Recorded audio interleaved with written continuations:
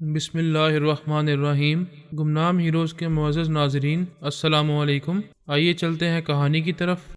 بیما خاموشی سے جواد کے خیالات پڑھ رہا تھا، اس کی ہسٹری معلوم کر رہا تھا۔ پتہ چلا وہ اشتہارات کی دنیا کا ایک ماڈل ہے، پچھلے 5 برسوں سے لاکھوں ڈالرز کما رہا ہے اور کروڑ پتی بن گیا ہے۔ وہ ایسا مکمل خوبرو جوان ہے جسے حسین ترین عورتیں اپنا غرور بھول کر اس کے سامنے دل ہار جاتی ہیں۔ عورت ہو یا مرد، سب ہی اسے چاہتے تھے۔ اس کے ایسے عقیدت مند تھے جیسے وہ آسمان سے اتر کر آنے والی مخلوق ہے۔ اس کے ہر حکم کی تعمیل کرتے تھے، اس کی کسی بات پر اعتراض نہیں کرتے تھے۔ اس کی باتیں سننے والے یقین نہیں کرتے تھے کہ وہ جس سے ملتا ہے اسے اپنا محبوب اور محکوم بنا لیتا ہے۔ کسی کا یقین نہ کرنے کے باوجود ایسا ہی تھا، وہ جسے چاہتا تھا اسے اپنے زیر اثر لے آتا تھا۔ بیما کو اس کی حقیقت معلوم ہوئی۔ اس کے خیالات نے بتایا کہ وہ 7 برس کی عمر سے ایک بزرگ کی خدمت کرتا رہا تھا، انہیں تینوں وقت اپنے ہاتھوں سے کھلاتا پلاتا۔ بیماری یا کمزوری کے دوران میں وہ غلیظ ہو جاتے تھے تو ان کی غلاظتیں صاف کرتا تھا، ہر ممکن طریقے سے انہیں پاک و صاف رکھ کر عبادت کرنے کے قابل بنائے رکھتا تھا۔ اس نے 10 برس تک دن رات ان کی خدمت کی۔ ایک رات انہوں نے اسے اپنے حجرے میں بلا کر کہا، تم نے میری اتنی خدمت کی ہے، میری دعا ہے کہ جب تک دنیا میں رہو ہمیشہ خوشحال رہو، اپنا دایاں ہاتھ میری طرف بڑھاؤ۔ اس نے دایاں ہاتھ بڑھایا، انہوں نے اسے پکڑ کر اس کی ایک انگلی میں انگوٹھی پہنائی، پھر کہا، کوئی شخص جھوٹ نہیں بول سکے گا، کوئی تمہیں دھوکہ نہیں دے سکے گا۔ جس سے مصافحہ کرو گے، یہ انگوٹھی جس کے بدن کو چھو لے گی، وہ خود بخود تم سے سچ بولنے لگے گا۔ اگر تمہیں دھوکہ دے رہا ہے تو دھوکہ دہی کا اعتراف کر لے گا۔ یہ انگوٹھی تمہارے لیے خوشحالی اور ترقی کے راستے کھولتی جائے گی۔ جواد نے کہا، آپ مجھ پر بڑا کرم کر رہے ہیں۔ ایک بات پوچھتا ہوں، کیا میری زندگی میں ہمیشہ خوشحالی رہے گی؟ اس دنیا میں کسی بھی انسان کی زندگی ہمیشہ خوشحال نہیں رہتی۔ ہر انسان کو سکھ ملتا ہے تو دکھ بھی ملتا ہے، کہہ ملتے ہیں تو آنکھوں سے درد کے آنسو بھی بہتے ہیں۔ تمہاری زندگی میں مسائل پیدا ہوں گے، ایک وقت ایسا آئے گا جب تم پر کوئی حاوی ہونا چاہے گا، تمہارے گوشت پوست کے جسم میں سما جائے گا، تمہیں پریشان کرے گا، لیکن اس خبیث کو تمہارے جسم کے قید خانے سے نجات نہیں ملے گی، وہ تمہارا پابند ہو کر رہ جائے گا۔ بیما یہ خیالات پڑھ کر پریشان ہو گیا۔ اس نے سوچا، نہیں، یہ کیسے ہو سکتا ہے؟ مجھے اس جسم میں کوئی قید نہیں کر سکتا، میری آتما شکتی باقی ہے، میں جب چاہوں جواد کے جسم کو چھوڑ کر جا سکتا ہوں۔ اس کی دوسری سوچ نے کہا، مجھے اس جسم سے نکل کر یہ دیکھنا چاہیے کہ اس بزرگ کی پیشگوئی درست ہے یا نہیں۔ اس کی پہلی سوچ نے کہا، نہیں، میں اس جسم سے نکل جانے میں کامیاب ہو جاؤں گا، اس بزرگ کی پیشگوئی غلط ہو جائے گی لیکن میری آتما شکتی اور کمزور ہو جائے گی، مجھے کسی دوسرے کے جسم میں جانا ہوگا۔ وہ آزمائش کے طور پر اس جسم سے نکل کر اپنا نقصان نہیں کرنا چاہتا تھا۔ اس نے یہ طے کیا کہ کبھی کوئی مصیبت آئے گی تو جواد کو خودکشی کے ذریعے مرنے پر مجبور کر کے اس کے جسم سے نکل جائے گا۔ جواد اپنے رشتہ داروں اور بے شمار عقیدت مندوں کے درمیان بیٹھا کہہ رہا تھا، ایک خدا کی عبادت کرو، اس قادر مطلق کی قدرت کو کوئی سمجھ نہیں سکتا۔ میں نہیں سمجھ سکتا کہ مجھے عارضی طور پر موت کیوں آئی تھی، اور تم نہیں سمجھ سکتے کہ یہ نئی زندگی مجھے کیوں ملی ہے اور کیسے ملی ہے۔ میری عارضی موت سے پہلے بھی دنیا یہی تھی، نئی زندگی پانے کے بعد بھی دنیا یہی ہے۔ دنیا کا کچھ نہیں بگڑتا، ہمارا بگڑتا ہے۔ ایک دن ہماری زندگی چھن جاتی ہے، لہذا یوں بگڑنے سے پہلے نماز پڑھو، اللہ تعالیٰ کی عبادت کرو۔ نماز کا وقت ہو چکا ہے، آؤ آج ہم مسجد اقصیٰ میں نماز ادا کریں۔ وہ سب اٹھ گئے، اس کے پیچھے مسجد اقصیٰ کی طرف جانے لگے۔ خواتین بنگلے کے اندر باجماعت نماز کے لیے تیار ہونے لگیں۔ بیما پریشان ہو گیا، وہ سیاہ ماتمی لباس میں حسینوں کا میلہ دیکھ کر آیا تھا۔ جواد کے اندر سما کر سمجھ رہا تھا کہ فلسطینی حسیناؤں کے ساتھ زندگی بڑی رنگین گزرے گی، لیکن وہ ایک عابد کے اندر آ گیا تھا، اور وہ عابد ایسا عبادت گزار تھا کہ اپنے ساتھ دوسروں کو بھی مسجد کی طرف لے جا رہا تھا۔ بیما کی سب سے پہلی ضرورت یہ تھی کہ پہلی فرصت میں جواد کو کسی ویرانے کی طرف لے جائے، پھر آتما شکتی کو مکمل کرنے کے لیے 40 دنوں تک منتروں کا جاپ کرتا رہے۔ اس نے جواد کے اندر کہا، رک جاؤ۔ جواد ٹھٹک جانے کے انداز میں ایک ذرا رکا، پھر اپنے لوگوں کے ساتھ چلنے لگا۔ بیما نے کہا، میں کہتا ہوں رک جاؤ، ہمیں 40 دنوں تک کسی ویرانے میں رہنا ہے، تم نہیں جانتے میں نے تمہیں نئی زندگی دی ہے۔ جواد نے سوچ کے ذریعے کہا، زندگی دینے والا صرف خدا ہے، مجھے اپنے بزرگ کی پیشگوئی یاد ہے، اس پیشگوئی کے مطابق ایک خبیث میرے اندر سما گیا ہے۔ آتما یا روح میں خواصت نہیں ہوتی، تم کالے علوم کے ذریعے اپنی آتما کو ناپاک کرنے کی ناکام کوشش کرتے رہتے ہو۔ آج سے تمہاری آتما میرے اندر دھلتی رہے گی، مصفا اور پاک ہوتی رہے گی۔ بیما سوچ میں پڑ گیا، ہے بھگوان، میں کہاں آ کر پھنس گیا ہوں؟ مجھے اس کے دماغ میں ایسی بے چینی اور ایسی ہلچل پیدا کرنا چاہیے کہ یہ گھبرا کر میرا معمول بننے پر مجبور ہو جائے۔ وہ اس کے دماغ میں ایسی ہلچل پیدا کرنے لگا جیسے نیلما کبھی ناسرا کے دماغ میں پیدا کرتی تھی، اس پر پاگل پن طاری کر دیتی تھی یا اسے موت کی دہشت میں مبتلا کر دیتی تھی۔ جواد نے سوچ کے ذریعے پوچھا، کیا تم یوگا جاننے والوں کے دماغوں کو نقصان پہنچا سکتے ہو؟ وہ بولا، نہیں پہنچا سکتا۔ تم یوگا جانتے ہو لیکن تمہارے دماغ میں پہنچا ہوا ہوں۔ تعجب ہے تمہارا دماغ متاثر کیوں نہیں ہو رہا ہے؟ میرے ایک ہاتھ کی انگلی میں ایک برگزیدہ بزرگ کا دیا ہوا عطیہ ہے۔ میرا دل، میرا دماغ اس ایمان پرور انگوٹھی کے زیر اثر ہے۔ میرے اندر خاموش رہو اور اپنی عادتیں بدلتے رہنے کی اچھی کوشش کرتے رہو۔ وہ سوچ کے ذریعے بولتا ہوا مسجد اقصیٰ کے احاطے میں داخل ہو گیا۔ پورس نے آندرے سائمن اور ان کے 2 ٹیلی پیتھی جاننے والے ساتھیوں تک اپنے سراغ رسانوں کو پہنچا کر بہت بڑا کارنامہ انجام دیا تھا۔ ان کا صرف ایک ساتھی بیکر برائٹ گرفت میں آنے سے پہلے ہی کہیں روپوش ہو گیا تھا۔ بابا صاحب کے ادارے کے سراغ رساں امریکی اکابرین اور امریکی ٹیلی پیتھی جاننے والوں کو اپنا معمول بنا کر اس خفیہ اڈے تک پہنچ گئے تھے جہاں ٹرانسفارمر مشین بنا کر رکھی گئی تھی۔ ان سراغ رسانوں نے وہاں اپنے اعلیٰ کاروں سے ٹرانسفارمر مشین کے پرزے الگ کر رکھے تھے، پھر انہیں سمندر میں پھینکوا دیا تھا۔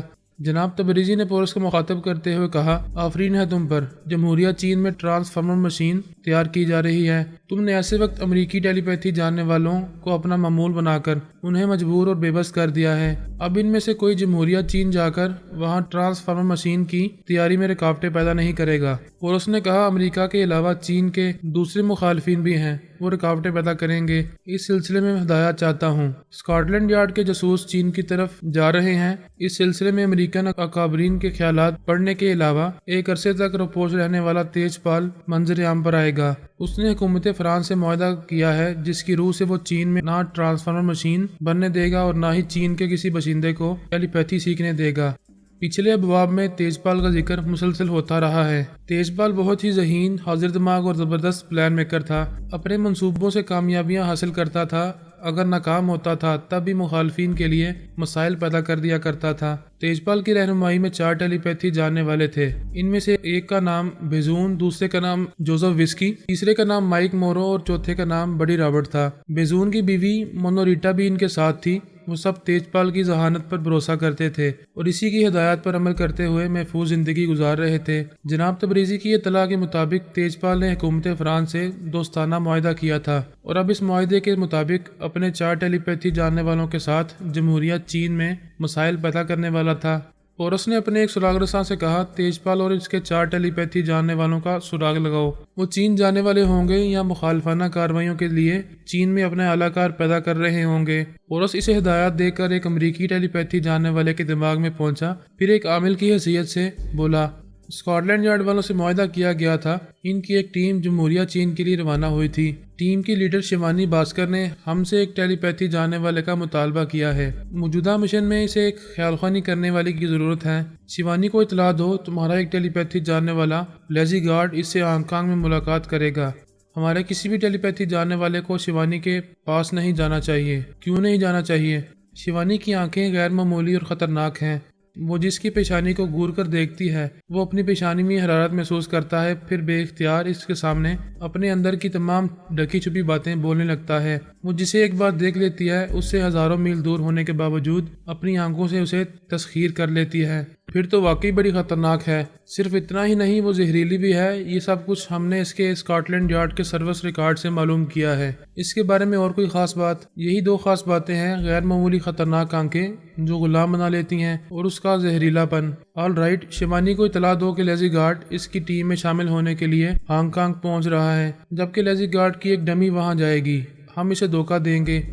پورس نے مجھے مخاطب کیا، پاپا آپ کیسے ہیں؟ بخیریت ہوں۔ تم نے کیسے یاد کیا ہے؟ میں امریکی ٹیلی پیتھی جاننے والے لیزی گارڈ کے روپ میں ہانگ کانگ جا رہا ہوں۔ وہاں شیوانی کی ٹیم میں شامل ہو کر چین پہنچوں گا۔ اس کا مطلب ہے شیوانی کی شامت آ گئی ہے۔ ویسے ایک بات بتا دوں، جناب عبداللہ واسطی کی ہدایت ہے کہ شیوانی کو نقصان نہ پہنچایا جائے۔ تمہیں بھی اس ہدایت پر عمل کرنا ہوگا۔ تعجب ہے وہ دشمن ارادوں کے ساتھ چین جا رہی ہے اور ہمارے بزرگ اسے تحفظ فراہم کر رہے ہیں۔ اس ہدایت کے پیچھے کوئی مصلحت ہوگی۔ تم اسے نقصان پہنچائے بغیر اس کی مخالفانہ کارروائیوں سے اسے باز رکھ سکتے ہو۔ جناب عبداللہ واسطی اس کی خطرناک آنکھوں کے بارے میں جانتے ہوں گے۔ ہم سب جانتے ہیں تم ماسک میک اپ میں رہو گے تو اس کی آنکھوں کی حرارت تمہاری پیشانی تک نہیں پہنچ سکے گی۔ ماسک عام طور پر ایسے ربڑ کے ہوتے ہیں جو انسانی جسم کی کھال سے مناسبت رکھتے ہیں۔ کیا شیوانی کی آنکھوں کی حرارت ربڑ کے آر پار نہیں جاتی ہے؟ یقیناً یہی بات ہے، وہ زہریلی بھی ہے۔ ویسے تم کچھ کم زہریلے نہیں ہو۔ شیوانی کے معاملے میں تمہیں وش یو گڈ لک کہہ سکتا ہوں۔ چلے آؤ، اس بہانے بہت عرصے بعد ہم باپ بیٹے ملیں گے۔ میں تھوڑی دیر تک بیٹے سے باتیں کرتا رہا، اسے بتایا کہ ٹرانسفارمر مشین کی تیاری شروع ہو چکی ہے، لیکن اس کی تکمیل میں شاید 2-4 ماہ لگ جائیں گے، کیونکہ بیرونی اور اندرونی رکاوٹیں پیدا ہوتی رہتی ہیں اور ہم رکاوٹیں پیدا کرنے والوں کو کچلتے رہتے تھے۔ بیرونی رکاوٹیں امریکہ، فرانس اور یوکے کی طرف سے تھیں۔ یوکے سے مراد اسکاٹ لینڈ یارڈ کے سراغ رسانوں کی مداخلت تھی۔ احمد زبیری اور ہمارے دوسرے سراغ رساں دشمن ٹیلی پیتھی جاننے والوں سے اور سیکرٹ ایجنٹ سے نمٹ رہے تھے۔ جناب عبداللہ واسطی بیجنگ سے کچھ دور بابا فرید واسطی کے نام سے ایک نئے ادارے کی عمارتیں تعمیر کروانے میں مصروف تھے۔ دلیر افریدی ان کے ساتھ مصروف رہتا تھا۔ ان سے یوگا کی مشقیں سیکھنے کے علاوہ جمنازیم کے ادارے میں جا کر جمناسٹک کی مشقیں کرتا رہتا اور مارشل آرٹ بھی سیکھتا رہتا تھا۔ اس نے للی سے شادی کر لی تھی۔ ٹرانسفارمر مشین کا کام بڑی رازداری سے شروع ہوا تھا۔ حتی الامکان کوششیں کی گئی تھیں کہ جہاں وہ مشین تیار ہو رہی ہے اس خفیہ اڈے کا علم کسی کو نہ ہو۔ میں، علی اور دوسرے چند سراغ رساں ٹیلی پیتھی کے ذریعے اس اڈے میں کام کرنے والوں کے چور خیالات پڑھتے رہتے تھے۔ وہاں کام کرنے والوں میں آرمی کے 2 افسران، 3 مکینک اور 6 مسلح سیکیورٹی گارڈز تھے۔ ان پر یہ پابندیاں تھیں کہ جب تک مشین تیار نہیں ہوگی وہ بیجنگ شہر اپنے گھروں میں نہیں جائیں گے اور نہ ہی فون کے ذریعے یا فیکس کے ذریعے اپنے بیویوں، بچوں اور دوسرے رشتہ داروں سے رابطہ کریں گے۔ اتنی پابندیوں کے باوجود چور ہوتے ہیں، وہ چور راستے نکال لیتے ہیں۔ جب کام شروع ہوا تو 1 ہفتے بعد علی نے مجھ سے کہا، پاپا ایک مکینک کچھ گڑبڑ کر رہا ہے۔ علی اور پارس ٹرانسفارمر مشین کے ماہر مکینک تھے۔ علی کو مشین کے تمام پرزوں کو اور اسمبلنگ کے سلسلے میں ٹھوس معلومات حاصل تھیں۔ اس کی نگرانی میں کوئی ماہر غلطی نہیں کر سکتا تھا۔ میں نے پوچھا، کیا گڑبڑ ہے؟ اس نے کہا، ایک مکینک نے پہلے ہی دن پرزوں کے اسمبلنگ کے سلسلے میں جو چارٹ تیار کیا تھا اس میں چند غلطیاں تھیں۔ میں نے ان غلطیوں کی نشاندہی کی، انہیں درست کرایا۔ آپ نے آرمی افسران سے شکایت کی تھی کہ وہ چین کا بہت ہی تجربہ کار مکینک ہے، پھر اسے غلطیاں کیوں ہو رہی ہیں؟ میں نے کہا، افسران نے اس مکینک کو وارننگ دی تھی۔ وہ بیچارہ مکینک واقعی پریشان تھا کہ اس سے ایسی غلطیاں کیسے ہو گئیں۔ علی نے کہا، ایک چھوٹا سا پرزہ بھی غلطی سے اپنی اصل جگہ نہ لگے، کسی دوسری جگہ لگ جائے تو یہ ٹیلی پیتھی سکھانے والی حساس مشین اپنی مطلوبہ کارکردگی پیش نہیں کرے گی۔ میں نے تائید کی، پھر پوچھا، کیا اس مکینک نے پھر کوئی گڑبڑ کی ہے؟ جی ہاں، ابھی وہ ایک اہم پرزے کو غلط جگہ لگا رہا ہے۔ یہ سنتے ہی میں نے کام روک دینے کا حکم دیا۔ بری، بحری اور فضائی فوج کے 3 اعلیٰ افسران بیجنگ میں تھے۔ ان سے خیال خوانی کے ذریعے کہا، یہاں ایک مکینک مشکوک ہے، وہ مشین کے سلسلے میں بار بار غلطیاں کر رہا ہے۔ ایک افسر نے کہا، مسٹر فرہاد، آپ وہاں ہر ایک کے دماغ میں موجود رہتے ہیں، پھر غلطیاں کیسے ہو رہی ہیں؟ ہم ٹیلی پیتھی جاننے والے 24 گھنٹے کسی کے دماغ میں نہیں رہ سکتے۔ ہم کسی کے چور خیالات پڑھ کر مطمئن ہوتے ہیں اور اس پر بھروسہ کرتے ہیں۔ اس کے باوجود یہ سمجھ نہیں پاتے کہ کسی دشمن نے پہلے سے ہمارے کسی آدمی کو اپنا معمول بنانے کے بعد اس کے چور خانے کے خیالات کو لاک کر دیا ہے۔ دوسرے افسر نے کہا، ایسا ہے تو اس مکینک کو وہاں سے نکال دیں، ہم مشین کے لیے اس کی جگہ بہتر مکینک بھیج سکتے ہیں۔ ہو سکتا ہے اس نئے مکینک کے دماغ کے چور خانے کو بھی لاک کیا گیا ہو۔ بہتر طریقہ یہ ہے کہ اس خفیہ مقام سے نہ کوئی باہر جائے اور نہ ہی کوئی دوسرا اندر آئے۔ جو مکینک مشکوک ہے ہم اس کا برین واش کریں گے، پھر اس پر تنویمی عمل کر کے اس کے دماغ کو لاک کریں گے، پھر وہ شبہات سے بالا تر رہے گا۔ اب ایسا ضرور کریں، ہم نے مشین کے سلسلے میں آپ کو مکمل آزادی اور اختیارات دیے ہیں، آپ اپنے طور پر جیسا مناسب سمجھتے ہیں ویسا کرتے رہیں۔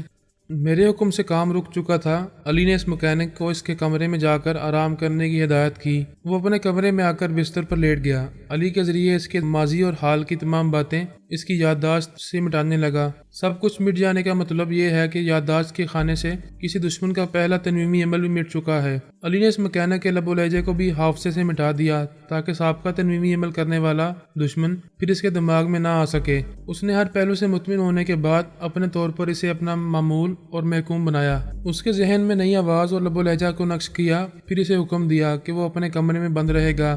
جب تک اسے حکم نہ دیا جائے باہر نہیں آئے گا۔ اسے کمرے میں قید کیا گیا تاکہ دوسرے مکینک اور سیکیورٹی گارڈز اس کی نئی آواز اور لہجہ نہ سن سکیں۔ یہ بات سمجھ میں آنے والی تھی کہ دشمن ٹیلی پیتھی جاننے والے اس ایک مکینک کے ذریعے وہاں دوسروں کے دماغوں میں بھی جگہ بنا چکے ہوں گے۔ ان سب کا برین واش کرنا ضروری تھا۔ اس اہم کام کی وجہ سے مشین کی تیاری کا کام کچھ دنوں کے لیے رک گیا۔ ہم باپ بیٹے باقی 2 مکینک، وہاں کے 2 آرمی افسران اور سیکیورٹی گارڈز کے برین واش کرتے رہے اور نئے سرے سے ان پر تنویمی عمل کرتے رہے۔ یہ ایک طویل تھکا دینے والا کام تھا۔ ہم نے ٹھہر کر آرام سے اور مکمل احتیاط سے ان سب کے دماغوں کو لاک کر دیا۔ اب باہر کے دشمن ان کے نئے لب و لہجے کو نہیں جانتے تھے اور ان کی آوازیں اس خفیہ مقام سے باہر نہیں جاتی تھیں۔ لہٰذا وہ دشمن مشین کی تیاری میں حائل نہیں ہو سکتے تھے۔ ہم نے ہر طرح سے دوبارہ حفاظتی انتظامات کیے تھے۔ مشین کی تیاری کا کام پھر شروع ہو گیا۔ ہمیں یقین تھا کہ اب کسی سے کوئی رکاوٹ پیدا نہیں ہوگی۔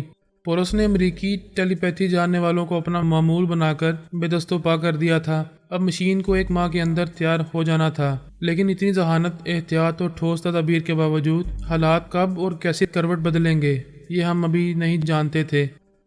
پچھلی بار نارنگ نے کرشمہ کو اعلیٰ کار بنا کر بیکر برائٹ پر زبردست حملہ کیا تھا، لیکن بیکر بڑی حاضر دماغی سے جان بچا کر جوہو کے اپارٹمنٹ سے فرار ہو گیا تھا۔ پھر نارنگ کو معلوم نہ ہو سکا کہ جس ٹیلی پیتھی جاننے والے بیکر کو وہ اپنا معمول بنانا چاہتا ہے وہ کہاں جا کر منہ چھپا رہا ہے۔ پولس نے آندرے، سائمن اور اس کے 2 ساتھیوں کو زیر کیا تھا۔ ان کے بعد بیکر کو بھی ٹریپ کرنا چاہتا تھا، لیکن اس سے پہلے نارنگ نے مداخلت کر کے کیس بگاڑ دیا تھا۔ اب پولس بھی نہیں جانتا تھا کہ بیکر کہاں روپوش ہے۔ ویسے اب بیکر کی اہمیت نہیں رہی تھی۔ وہ نہ تو اب اپنے ساتھیوں سے دماغی طور پر رابطہ کر سکتا تھا اور نہ ہی امریکی اکابرین اور امریکی ٹیلی پیتھی جاننے والوں سے رابطہ کر سکتا تھا۔ وہ فرار ہونے کے بعد پونے کے ایک ہوٹل میں آیا تھا۔ وہاں ذرا آرام سے بیٹھ کر اپنے دوستوں آندرے اور سائمن سے رابطہ کرنا چاہا تو پتہ چلا ان کے دماغوں کو لاک کر دیا گیا ہے۔ وہ خیال خوانی کے ذریعے ان سے اور باقی 2 ساتھیوں سے گفتگو نہیں کر سکے گا۔ یہ بھی معلوم ہوا کہ امریکی اکابرین، ٹیلی پیتھی جاننے والے اور ٹرانسفارمر مشین وغیرہ سب ہاتھ سے نکل گئے ہیں۔ جتنی تیزی سے ان 5 ساتھیوں نے عروج حاصل کیا تھا، اتنی ہی تیزی سے پستی میں گر چکے تھے۔ بیکر برائٹ اچانک ہی اتنی بڑی دنیا میں تنہا ہو گیا تھا۔ دوست احباب کے علاوہ اس کی زمین جائیداد بھی اپنی نہیں رہی تھی۔ وہ نیو یارک کے شاندار بنگلے کو اپنا نہیں کہہ سکتا تھا۔ اس بنگلے کے احاطے میں قدم بھی نہیں رکھ سکتا تھا۔ اتنی عقل تھی کہ جس نے بھی اس کے ساتھیوں کو نیو یارک سے لے کر لندن تک ٹریپ کیا ہے، وہ ایک دشمن یا اس سے زیادہ دشمن اس کی طاق میں بھی ہوں گے۔ اب اسے ایک نئے نام اور نئی شخصیت کے ساتھ کسی دوسرے ملک میں رہنا تھا۔ اس نے سوچا فی الحال انڈیا مناسب رہے گا۔ وہ پرتگالی زبان بڑی روانی سے بولتا اور سمجھتا تھا۔ گوا کے کسی بھی علاقے میں جا کر رہتا تو سب اسے گوا کا باشندہ سمجھتے رہتے۔ ویسے بھی وہ چہرے سے امریکی دکھائی نہیں دیتا تھا۔ جب وہ نیو یارک سے ممبئی کرشمہ سے ملنے آیا تھا تب عارضی میک اپ میں تھا۔ اس نے عارضی میک اپ سے نجات حاصل کی، سرکاری ادارے میں جا کر نئے نام اور نئی تصویروں کے مطابق شناختی کاغذات تیار کرائے، پھر نیا پاسپورٹ بھی تیار کرایا۔ یہ سب کچھ کرنے میں کئی دن لگ جاتے ہیں، بڑی بھاگ دوڑ کرنی پڑتی ہے۔ اس نے ٹیلی پیتھی کے ذریعے ایک دن میں سب کچھ حاصل کر لیا۔ پھر وہ گوا کے ایک ساحلی علاقے باگا میں آ گیا۔ وہاں ساری زندگی گزارنے کا ارادہ نہیں تھا۔ وہ محفوظ اور روپوش رہ کر اپنے حالات کا تجزیہ کرنا چاہتا تھا۔ یہ سمجھنا چاہتا تھا کہ کس دشمن نے اس کے 4 ساتھیوں کو ٹریپ کیا ہے۔ کیا دشمن اس کی طاق میں بھی ہے؟ کیا وہ جانتا ہے کہ وہ انڈیا میں گوا کے علاقے میں ہے؟ بیکر بہت محتاط تھا۔ اس نے طے کر لیا تھا کہ خواہ مخواہ خیال خوانی نہیں کرے گا، کسی کو حیران ہونے اور شبہ کرنے کا موقع نہیں دے گا۔ تنہائی میں بیٹھ کر خیال خوانی کے ذریعے ٹیلی پیتھی کی دنیا کے بدلتے ہوئے حالات معلوم کرتا رہے گا۔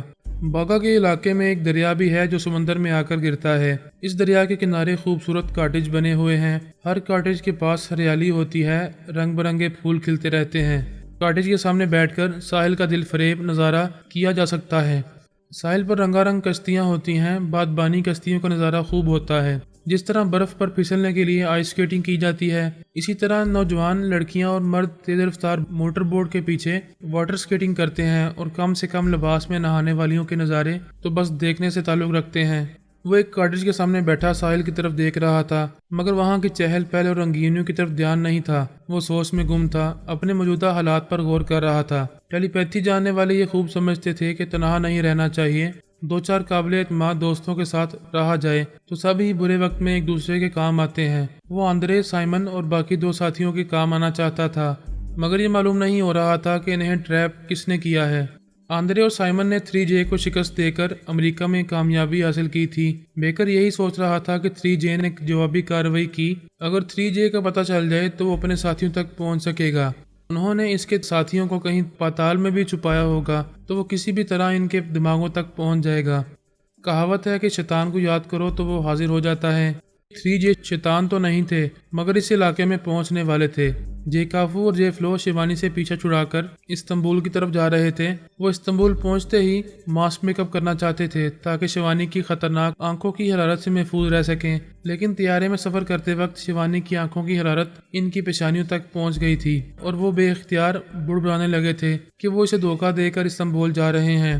جہاز میں فون کی سہولت نہیں تھی کہ وہ فون کے ذریعے اس سے سچ بول دیتے، لیکن وہ دونوں ابو ظہبی پہنچ کر طیارے سے اتر گئے۔ انہوں نے ٹیلی پیتھی کے ذریعے اگلے سفر کو منسوخ کیا، پھر دہلی شیوانی کے پاس جانے کا ٹکٹ لینا چاہتے تھے۔